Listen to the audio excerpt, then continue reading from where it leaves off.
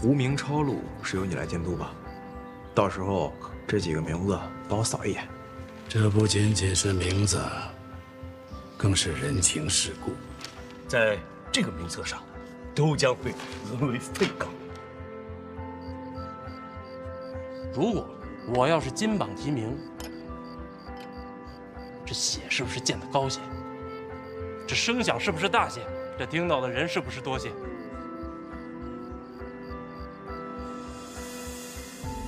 其实我也知道，我根本就上不了榜。该分的都分完了，哪还有我们的份儿啊？不过我一穷书生，我还能怎样？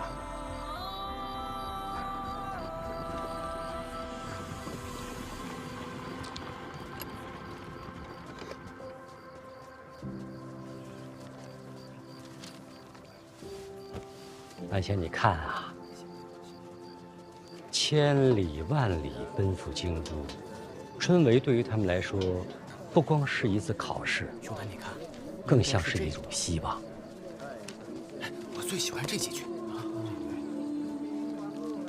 让开，包光了。舍不得烛光钱，但还是想有光。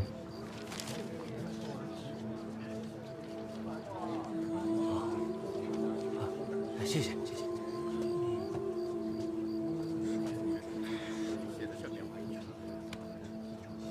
我娘她活着的时候，想要彻底改变这个世界。不光是改变世界，你娘还说要改变的还有人心。那个时候，她就像一颗耀眼的流星，又像是熊熊燃烧的火焰，让庆国人看到了不一样的光。可她还是死了。但是，那道光留下了痕迹，许多人都因为它而改变了。我有时候常常想，以我娘的本事，她当年选择换一条路，也会活得很好。可她还是燃烧一切，留下碑文。可如今，已经没多少人记得了。你说她后悔吗？绝不后悔。直到生命最后一刻。生命的最后一刻我没有见到，但是我相信叶青梅绝不后悔。她不怕吗？她只怕自己的光燃烧的不够强烈。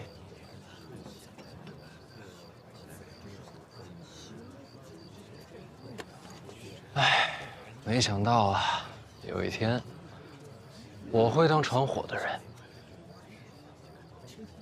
我想闯个祸。好啊，去吧，闯多大的祸我来接着。总不能什么锅都让你背。什么锅？我还有一个更好的挡箭牌。还有人比我能挡箭？那是天下第一挡箭牌。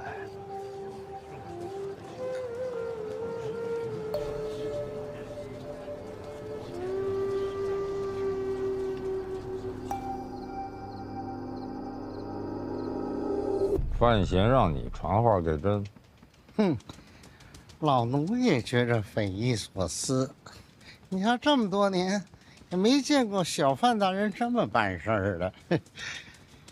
传什么话？他恳请陛下传令唤他入宫。传。哎，遵旨。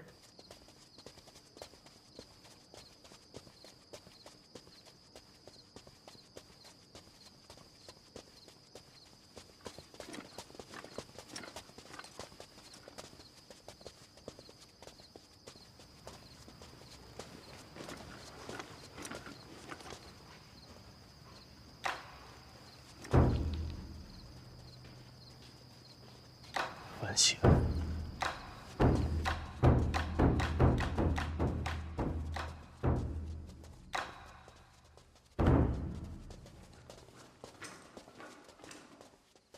小范大人，龚统领，有事儿？这么晚了，您这是？陛下召见。现在，按规矩，这时辰，外臣不能入宫。陛下的旨意才是规矩啊！职责所在，公公见谅。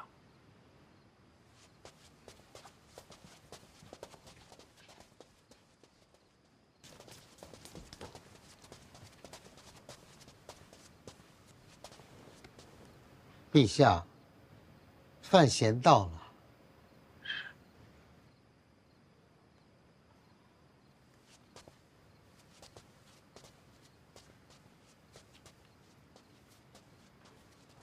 陛下，臣听闻您前些日子被火药炸了，臣是心神不宁，特地调配了一些烧伤药，还有啊，您每日操烦国事，臣还准备了一些安神补气的补药，这个每天晚饭后熬煮服用。这烧伤药是外敷的。还有什么？没了。你说你心神不宁，朕怎么不信呢？朕已经被炸伤好几天了，你现在才来？调配药膏花了些时间。还有，你想让朕召见你，干嘛绕这么大圈子？给谁看呢？还真是什么都瞒不过陛下。行了，有什么事儿快说。陛下，您相信臣吗？想说什么就说。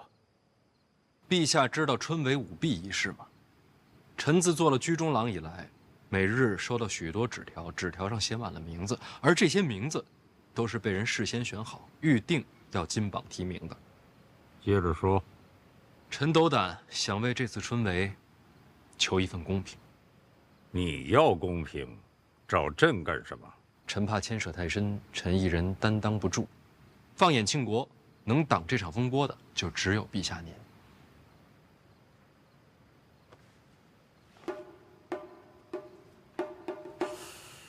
你是想让朕当挡箭牌？不是为我，是为庆国。你这口气怎么这么像赖明成啊？对赖明成的死，你是不是心有怨气呀？是。不该有。是。你倒挺坦诚。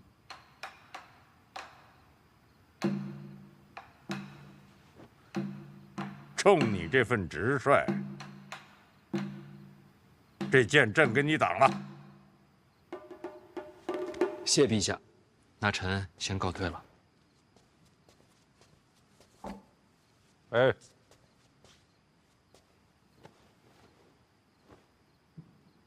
把药给朕敷上。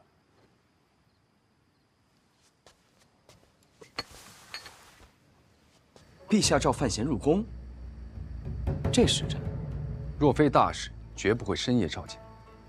没看错，宫典亲眼所见，他也觉得非同寻常，第一时间将消息传过来。那知不知道说了些什么？宫典说，连侯公公都出来了，里面说了什么，再无第三个人知道。连侯公公都出来了。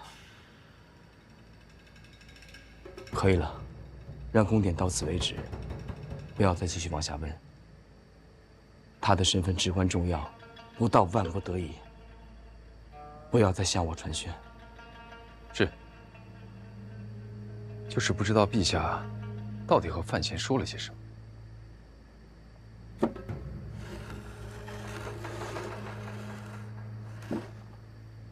说什么无关紧要。深夜召见，又是单独入宫。范闲在陛下眼中过于看重了。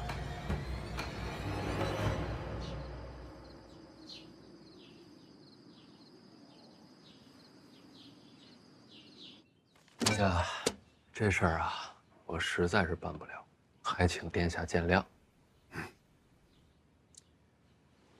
听说陛下昨日召你入宫了，确有此事。那陛下有交代什么吗？陛下什么都没说。什么都没说。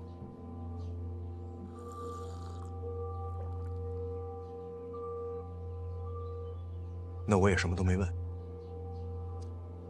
殿下，这次春闱啊，还是各凭本事吧。本该如此。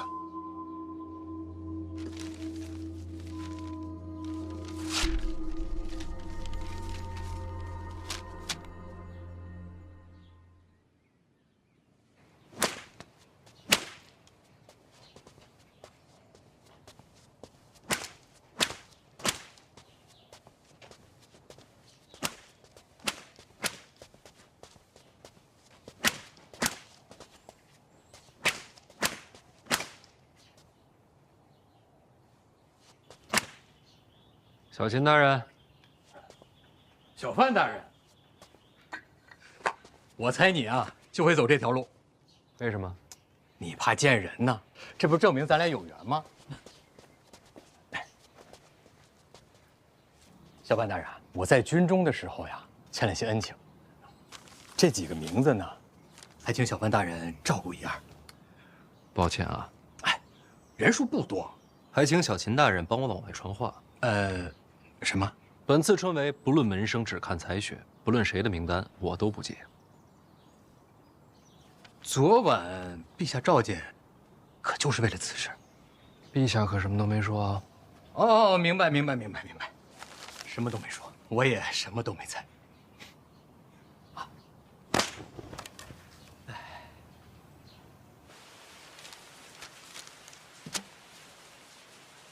师伯，实在是不好意思啊，春闱这事儿啊，还得按规矩来。为什么要这么做？我也是情非得已啊。我知道陛下昨晚召你入宫，这会儿所有人都会认为是陛下让你如此行事。我了解陛下，以他的行事手段，要么动如雷霆，扫清一切诸般弊端；要么草蛇灰线，伏没千里。哪怕水到渠成，也不会让人看透心中所想，绝不会像这样半夜急召，最后还不痛不痒。这不是陛下的手段，是你借陛下遮风挡雨。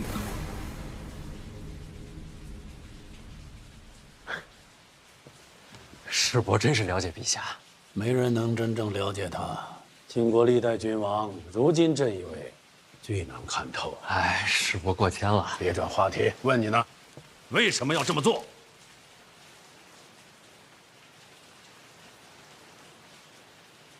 其实我就是想，哪怕就一次也好，让这春闱科举有法可依，有理可循。京都百官都盯着春闱呢，难道你就不怕？怕呀，这不拿陛下顶锅了吗？我不就看穿了吗？我若说穿，你当如何自处？是我可是自己人啊，总得留条活路吧。我凭什么饶你？就凭婉儿非我不嫁呀。没了你，大不了往上再找一个。师伯说的对，师伯消消气。真不明白是命数还是劫数。婉儿怎么就能看中你？我也挺优秀的。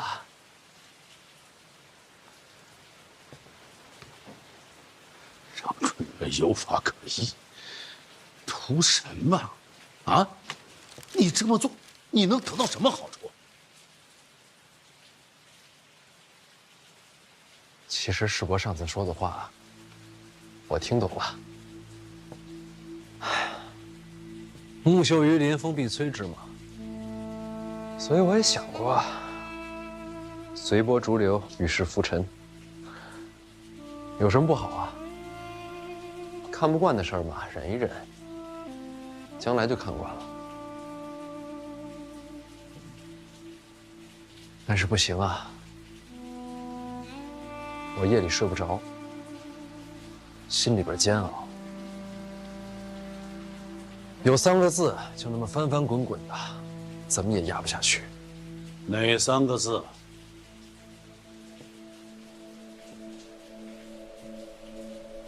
不公平啊！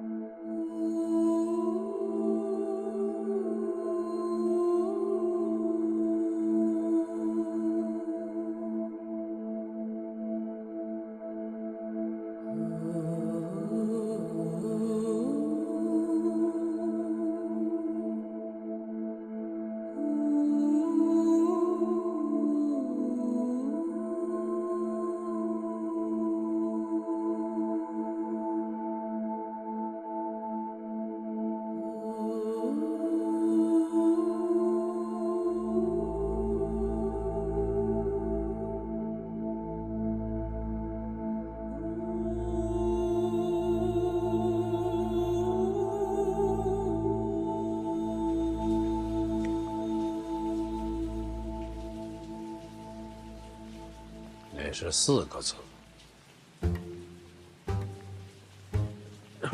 最后那个“阿”字不能算吧？都是读书人，遣词用字亦当谨慎。下次一定注意。不公平，原来是为了这个。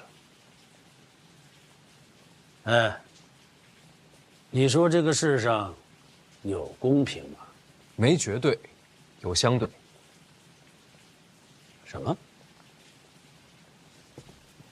这个世界上没有绝对的公平，就好比有的人一生下来就家财万贯，有的人一贫如洗，有人才思敏捷，有人大智若愚。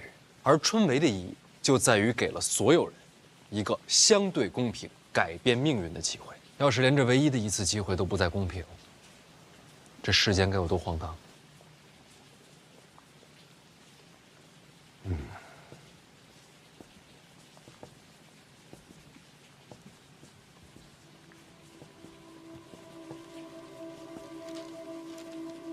好吧，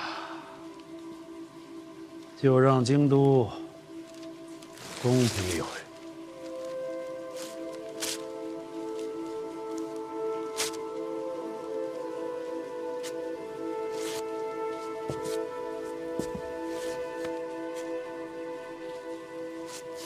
你再去见一次礼部尚书郭正，我都安排好了。春闱的忌讳规矩问得详细一些。你为他们争公平，别让自己落陷阱。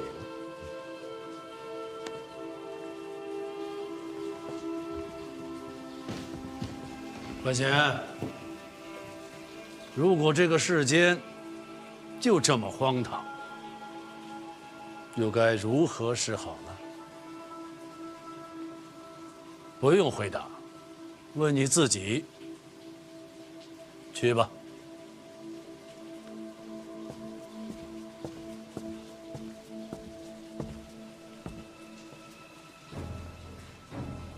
公平。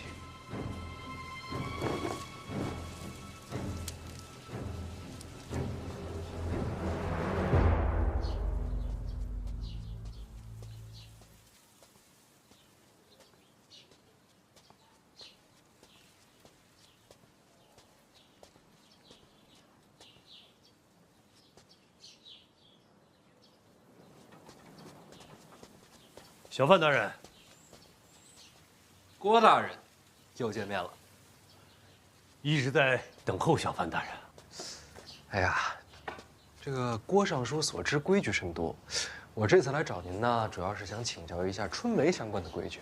林相都提点过了，千万别说请教。小范大人那么聪慧，其实都可以自己参透的。我不过是锦上添花。早就准备好了。小范大人能者多劳，春闱之日，事务不少啊。开考之前要稽查举子之责，春闱3日要在场内监察巡视，春闱后还要监督胡明抄录。春闱科举是本朝第一大事，规矩忌讳，多不胜数。光说不过来，就都写下来了。一应细则，尽在其中。小范大人，只要费心看一看，可保春闱当日再无疏漏。如此厚恩，何以为谢？哎，小范大人，啥？过来啊，去那边。这柱子。啊，弄直，拿直。郭大人，哦，孙大人，春闱在即，忙啊，忙。急忙。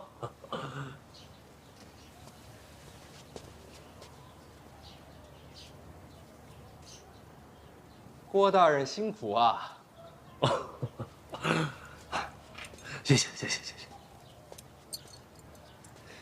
现在就盼着小范大人早日著书立学，郭某就心满意足了。那就多谢郭大人了，告辞。小范大人慢走。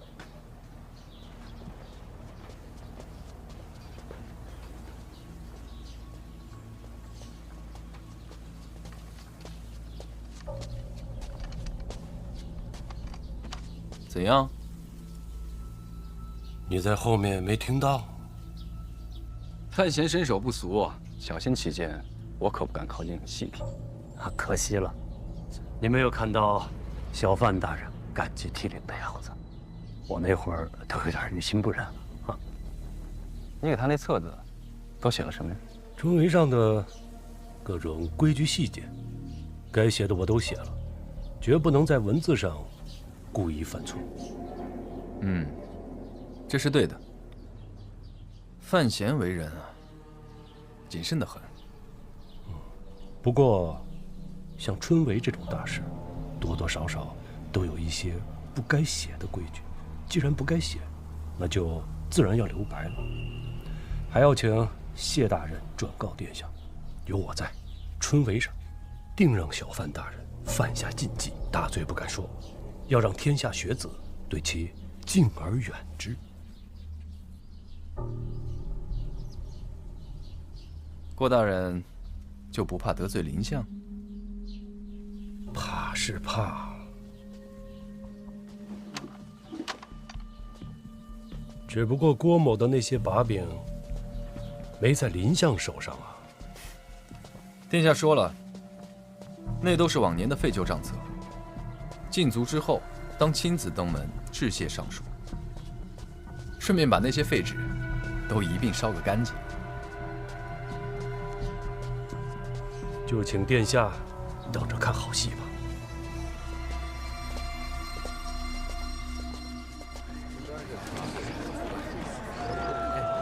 注意点啊！看啊，老冒竹篓。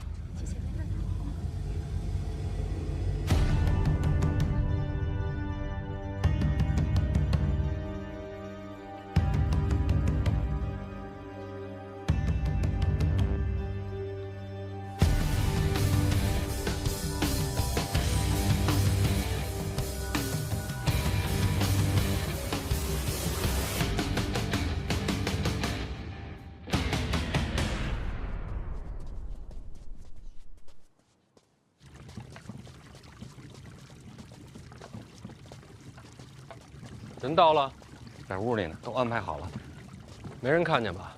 躲开了府里所有的人，您放心，没人看见。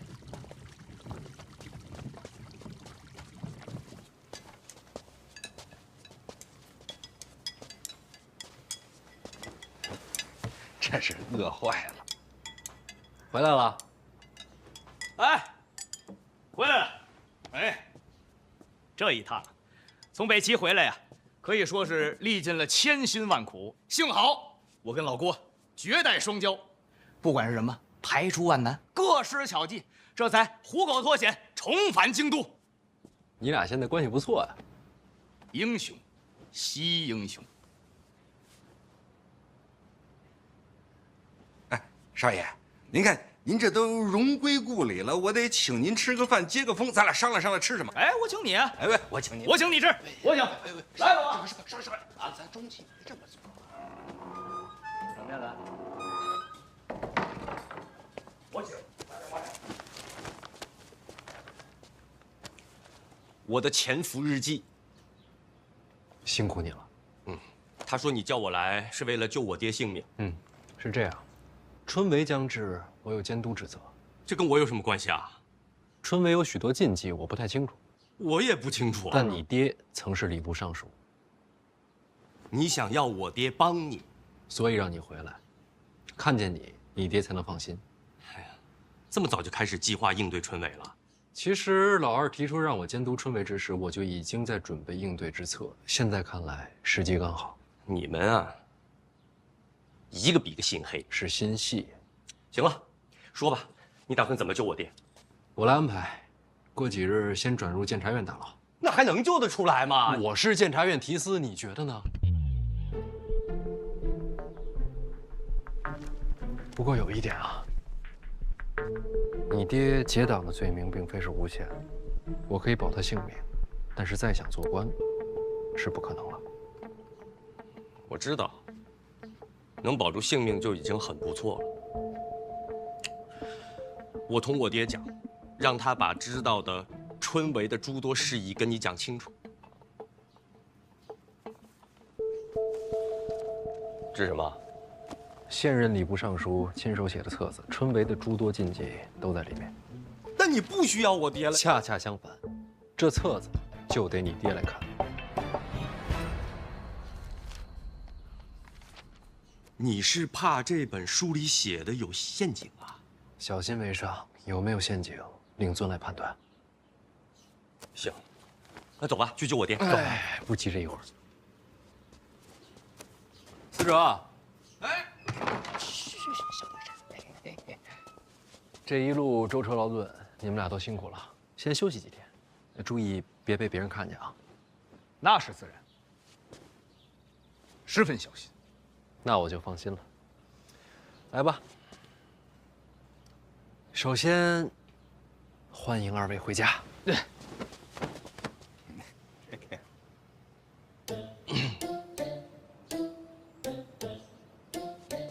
是不是有些尴尬？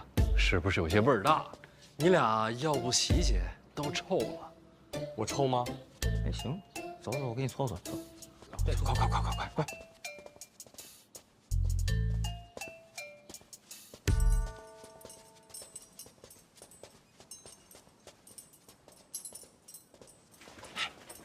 这怎么也没个守卫啊？这不废话吗？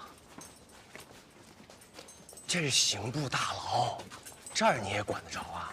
这点手段还是有的。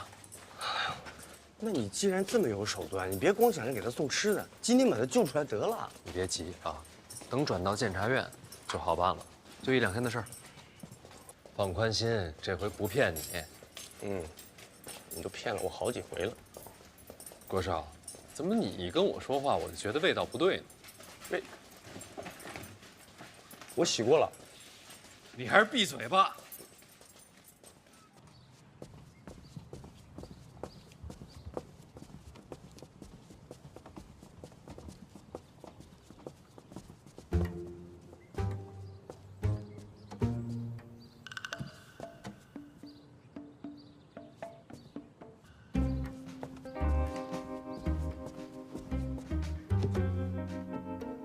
儿子，娘又来看你了。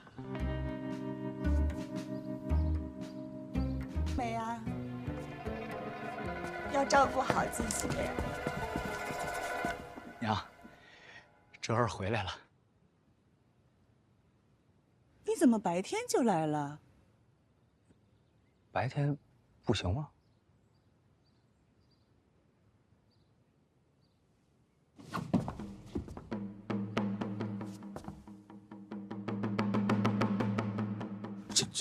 这什么意思啊？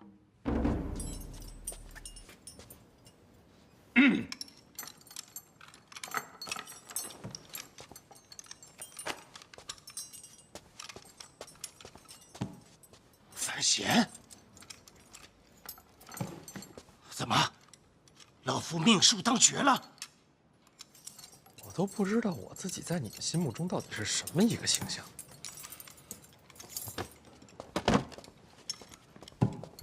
爹，我来了，爹。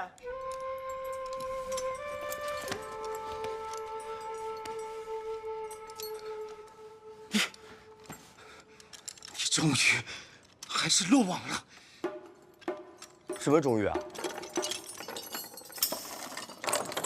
从你说要审死范大人，我就知道你迟早会有今天的。哎呀，老夫感谢范大人，还给犬子留了条性命。爹，行刺都已经过去了，我现在在他麾下做事。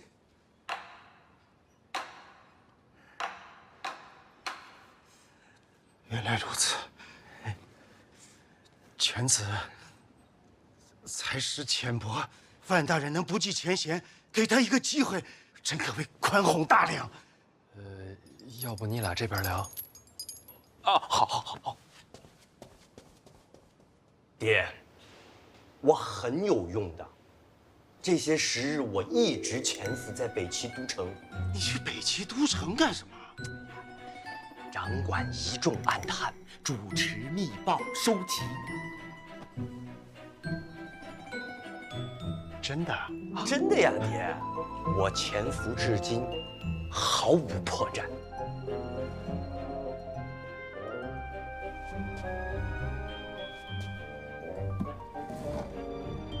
北齐这是要亡了？那倒也不至于。哎呀，爹，您说这话就有点太不信任我了。这么些年了，你还是不了解我的才华。哎，爹，怎么了？竟然不是做梦。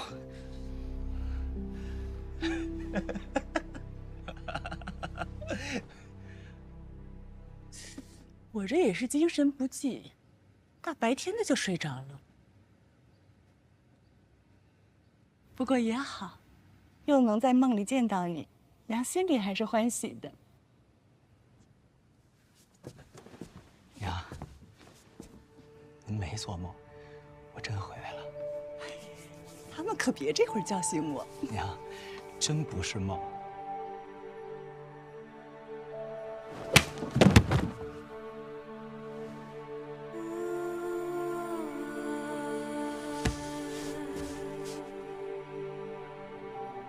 娘，您打我干嘛呀？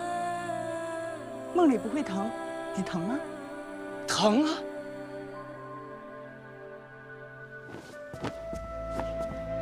儿子，你真回来了，太好了！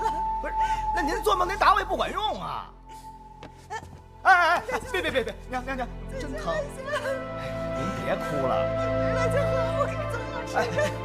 不用了，不能让他们知道我这回是偷跑回来的。原来长公主和二殿下才是同谋，这真是没想到。爹，二皇子跟范闲不对付，这次春闱是要给他下套。你帮帮他，他答应了，事成之后立刻放你出去。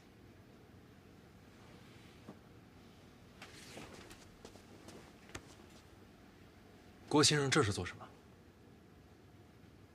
感谢小范大人救犬子一命。哎呀，不是救我，是救你。哎呀，我出不出去无所谓，只要能救犬子的命，就是让郭某赴死，也是理所当然。我说话算话，一定救你出去。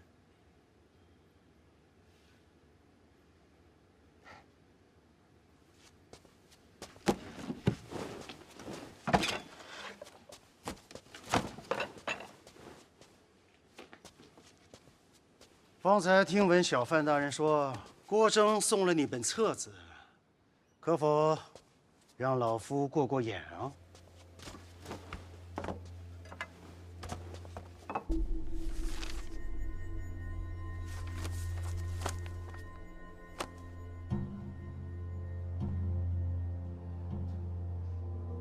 爹，怎么样啊？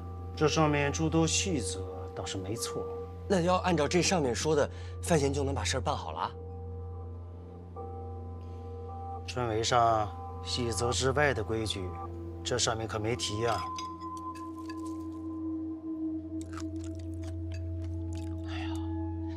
那他们就是要害你。这个郭征到底是谁的麾下呀？从往日看，并无投效之处。藏翁的身。哎呀，爹，那就别管他了，你快点把这个规矩跟小范大人说一说。事成之后，他还要救你出去呢。规矩不急，老夫问一句：这次春闱，小范大人有多少门生啊？我哪有什么门生啊？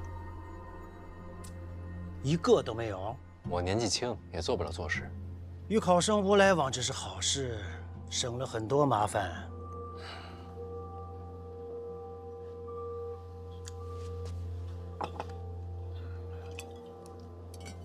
小范大人，是不是想到什么了？前几日倒是见过几个考生，只是见。一起聊了会儿天儿，喝了酒。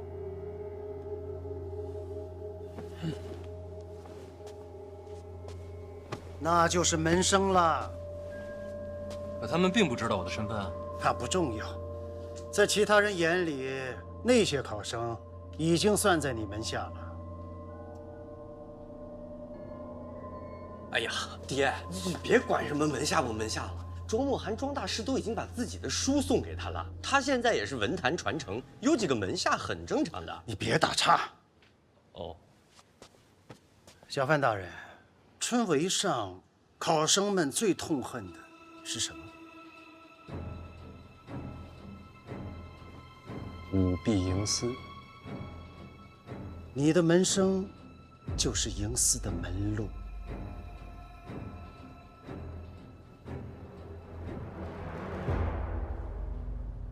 可是范闲他又没打算舞弊营私，我们有什么好担心的？有些事他自己不想做，会有人帮他做。为什么要帮他呀？你是怎么在北齐潜伏下来的？爹，我朝春闱跟北齐又有什么关系啊？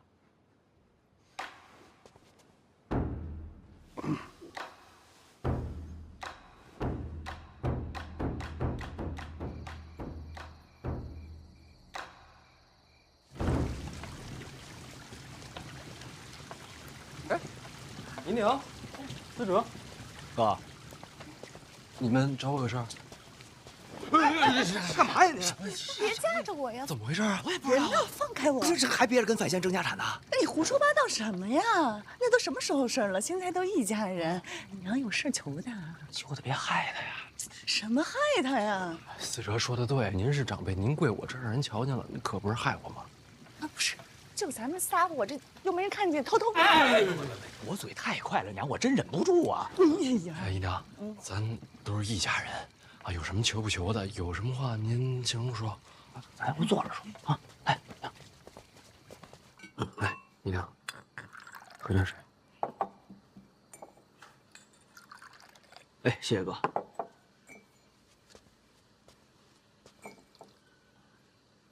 怎么说呢？你看吧，姨娘我年纪渐渐大了。啊，姨娘永远年轻。你这孩子这么会说话呀？思哲要跟你一样就好了。他这孩子吧，从小就淘气，我有时候看着呀是真烦，可是看不见吧，我又想他，也不知道是不是上辈子欠他的。姨娘这是想说，能不能不让他去北齐了？姨娘放心，这次思哲回来，本来就没想让他离开京都了。真的？您还没问我呢，我要去北齐。范闲都说你不用去了。不是他让我去，是我自己想去。为什么呀？这次北上吧，其实我见识了不少，虽然是有些危险，也有点苦。所以你别去了呀。娘，你让我说完。但是我找到了我活着的意义。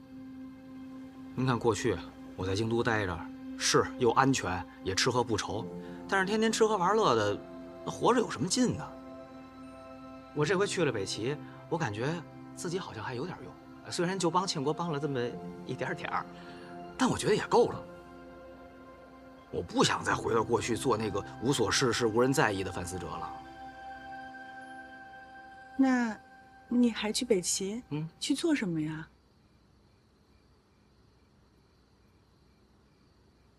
我过来跟你说，哥，听说你接管内库之后要和北齐通商，有这回事？这主理人想好了吗？还没想呢，我帮你想好了。为什么想走这条路啊？我是庆国人啊，这不是为庆国出自己的一份力吗？还有吗？也想给我个人争取一点点小利，我想挣点小钱。那我问你啊，为什么我选你啊？那你干嘛不选我呀？打虎亲兄弟呀，咱俩这关系交给别人你放心。反正交给你，我是放心。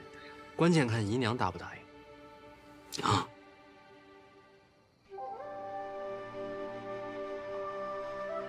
你打算什么时候走呀？您这是同意了？我也想看你长大嘛。行，那我收拾收拾，我明天一早上我就走。哎，不急这一会儿，春闱之后是我跟你嫂子大婚，怎么着你也凑完这个热闹再走。行行行，那感情好。那春闱什么时候？完了，好紧张啊！昨晚都没怎么睡着，你这鼾声比炮仗都响，是我一宿没怎么睡着才对啊。侯兄，我现在好像达到一种境界。你看我在家时，这书背得挺好，走了一半忘了一半，到了这儿全忘了。清醒一点呀，要考试了。段嘉林呢？啊，他说他去买面饼了，让咱们先走。哎，慢点。慢点，真多呀！万里征流，同赴龙门。是啊，这条路的尽头就是天下所有读书人的希望啊！抱歉。来。侯兄，我觉得你睡得挺好的啊，还有劲儿喊呢。我这不是被挤精神了吗？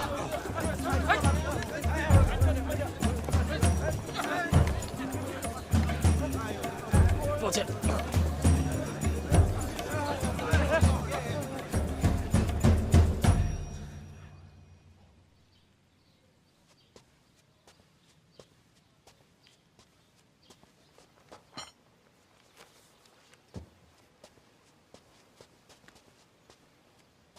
小范大人，郭尚书怎么出来了？时辰快到了，考生们就要进场，都不容易啊！一生苦读，就为了拼这3日。这3天内，考生不得离开考院，所以被褥、吃食也都带着了。平时辛苦啊！这东西带的多了，夹带小抄的机会也就多了。小范大人掌管入院稽查一职，这头一关是重中之重。郭某不太放心，想过来看看，怕你忙中出错。郭尚书这为人也是没得说，提携后辈，理所当然嘛。靠，你又在这画呢？时间来不及了嘛，这得抓紧纪念一下。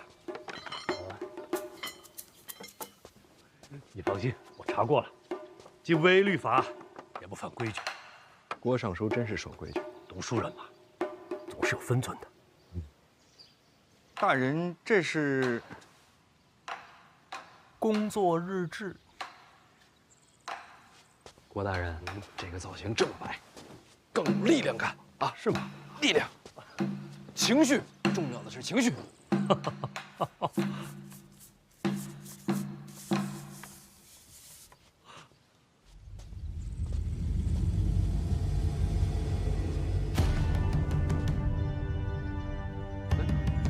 都这个时辰了，考生怎么还不来？小范大人有所不知啊，按照约定俗成的规矩，这个时候考生们都忙着过这个龙门桥呢。龙门桥？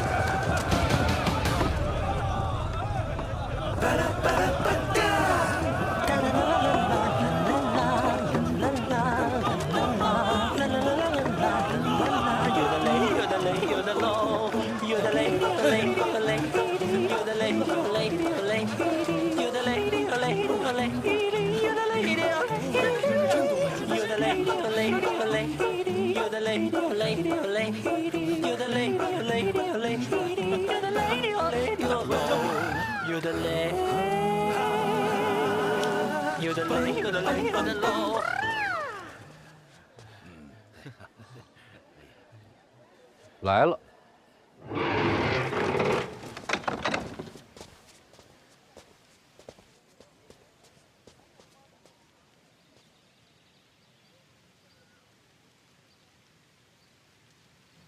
诸位早上好，我是范闲，是小范师仙，未来的文坛宗师啊。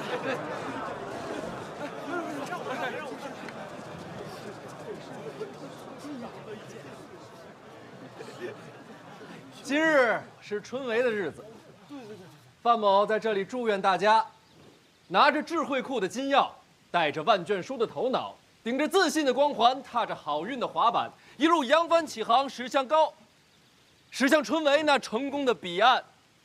加油，雄起！祝福的话说完了，范某有一点丑话，也要说在前面。今日春闱，范某领了入院稽查之职。诸位身上要是有不该带的东西，烦请入院之前扔在此处。谁要是进院之后被发现了，一律取消春闱资格，绝无转还余地。范某，拜托各位了。小范大人发话了，你们来小偷。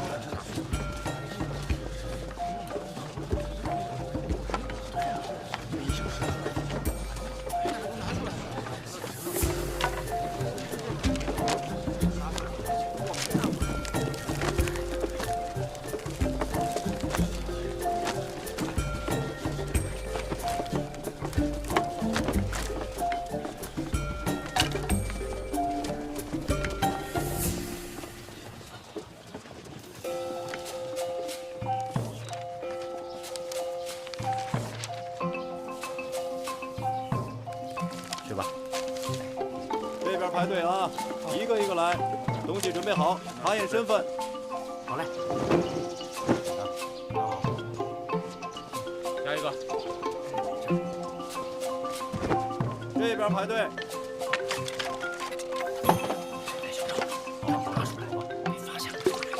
你的东西拿出来。郭尚书怎么能一直站着呢？来搬把椅子。不用，换动作还得重新画。小范大人，你忙你的，我这看看就走。郭尚书辛苦，应该的。用心查仔细些。哎，好，下一个。都来排队啊！一个一个。机场和嘉林呢？这前面的吧，丢不了。赶紧进吧。没瞧见小范大人。下一个。心思不行啊！来，东西放这儿。还真有人夹带小抄啊！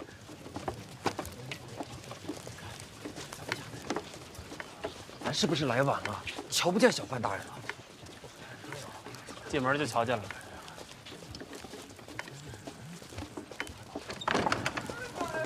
大人，我知道错了。大人，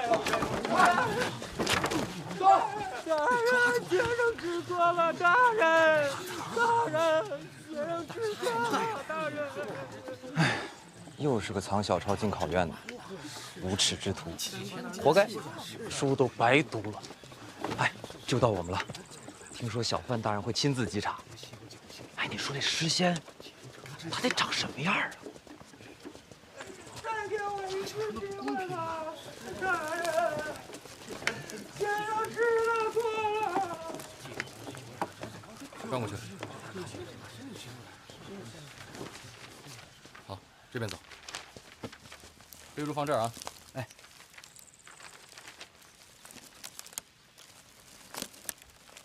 来，往前走。敢问兄台，那边坐着的那位是何人啊？你连范闲范大人都不认识？他就是范闲。哎，背书放这儿。话，转过去。我眼花了，这不是跟咱们聊天的那位公子吗？他竟是小范师仙。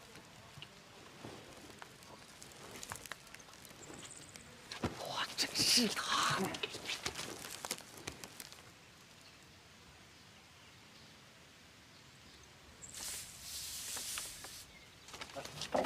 去，站着。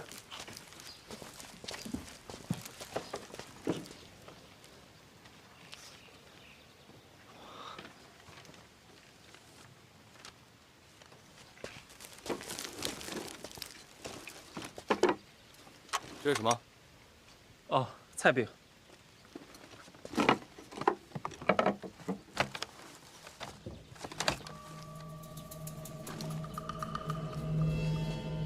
大人，这里没有纸条。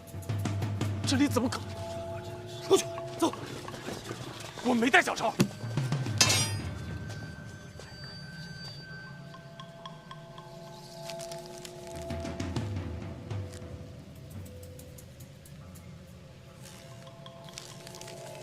这是什么？胆子真大呀！是不想考的呀？回大人，学生不知，学生当真不知此事。我作证，杨雄才学非凡，绝不会有此等卑劣之行。叫什么名字？哪里学子？学生杨万里，泉州人士。杨万里，正是。小范大人。这不是你的门生吗？范闲跟他们见过面。看来这4个就是小范大人看好的了，从这几个人里入手。 4个都下手。那就过犹不及了。挑一个。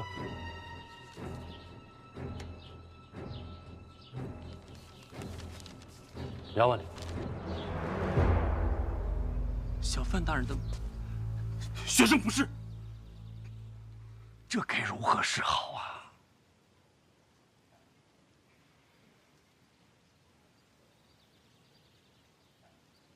我觉着吧，春闱应该干净，是得干净。那就按规矩办。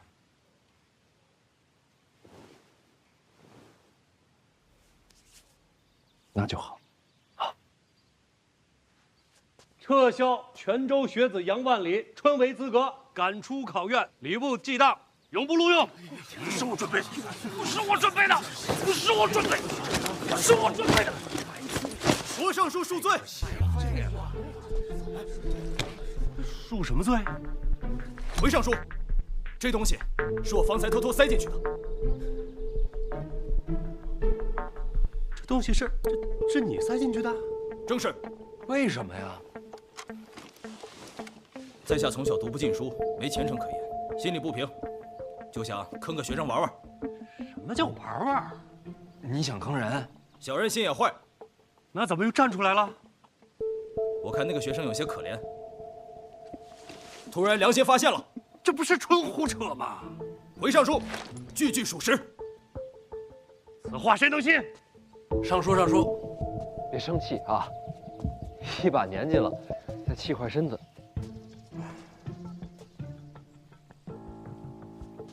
小人好惭愧，你先闭嘴。好嘞。小范大人，杨兄绝不是这种人。郭尚书，礼部的规矩我确实不懂，能不能多问一句？请讲。您刚才说要把这考生逐出考场，礼部记党，正是如此。那这罚的可够重的。请问他犯什么错了？夹带小抄，人品低劣。哪有小抄啊？ 小范大人，这众目睽睽，那是我干的。闭嘴！好嘞。您说这个呀，这要定罪的话，这就算罪证。要不，咱把罪证打开看看？当然得看，必须得看。我也想看看，这都写的是些什么？肉饼2钱1个，面饼1钱2个。哎呀！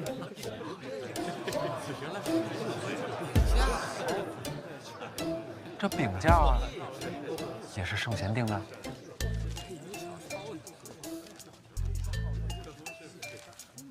哟，这卖的还挺全乎，还有卤菜。这既然是饼价，为何藏于篮中？这篮子里装的什么呀？这篮子里装的才……啊，那有没有可能是店家不小心掉进去的？又或者是我记错了？这肉饼2钱一个，确实是上等奇书，圣贤所言。要不郭尚书再查查？哎，3日用餐不可油腻啊，你得吃面饼。学生受教了啊！快进去，进去。上！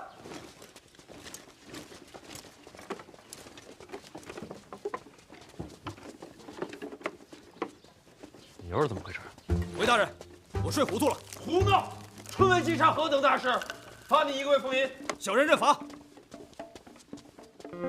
郭尚书觉得呢？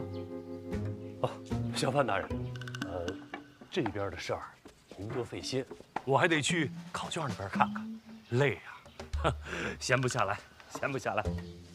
郭尚书辛苦，郭尚书好走。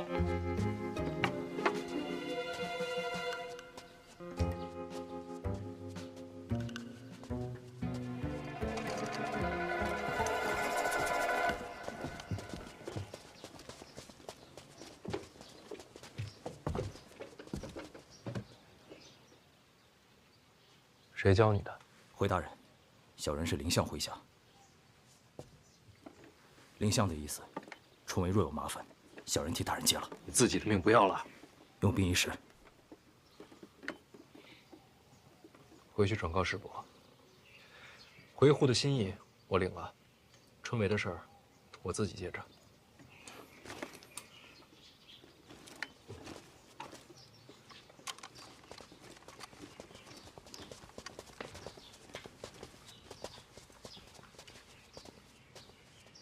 大人，邓子岳一路上暗中护着几位学子，只有杨万里被塞了职。谁干的？谢必安。那就没错了。郭征是老二的人。我这不是被挤进去了吗？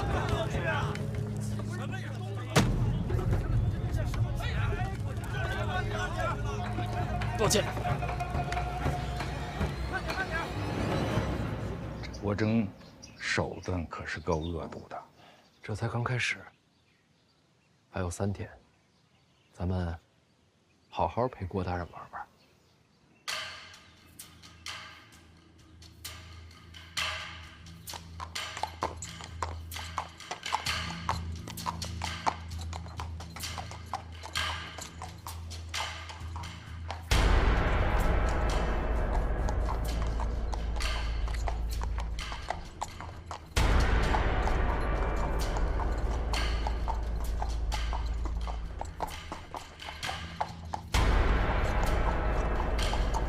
诸位，这考院考的不仅是你们的才学，也考你们的人品。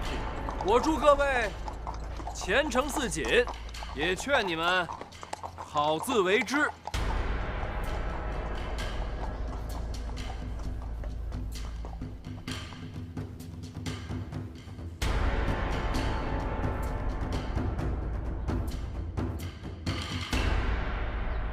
时辰到。